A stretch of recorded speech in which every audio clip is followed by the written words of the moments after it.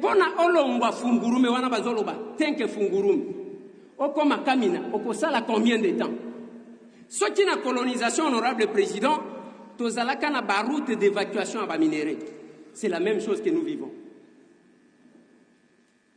okomona kaki nzela bandi na Kolwezi ti frontière nzela ban awa balancer nzela ya moba okomona kembala moko ekosila parce que zana baminéré bazana ngoposa le reste de la population tozakuna te. Honorable Président, tant qu'on va octroyer carré minier sans tenir compte ya bao bavandi na mabelewan, on aura toujours des problèmes. J'ai même demandé une motion d'information à Kozongi Lango Lelote, na plénière Moussous, Togoya Kobeta Masolo Moussous, Honorable Président. Honorable Président, honorable membre du bureau, estimés collègues, na ligne Nathalie Sabino et Loko Moussous.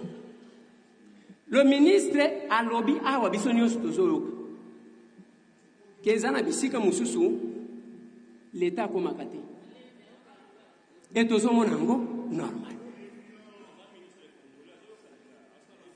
Et avec ça, Nayebi honorable président, Bajan Moussous na loi baya deuxième. Bakangela Bango, na usine Moko d'exploitation à Baminéré. J'ai entendu ici, collègue, dire que Tokozwa, Tozuba, Ordo, Tchebobo.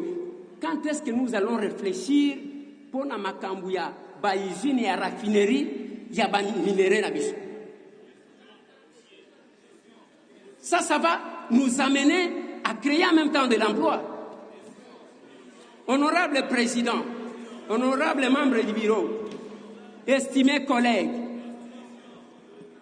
na ligne na tout na eloko moko.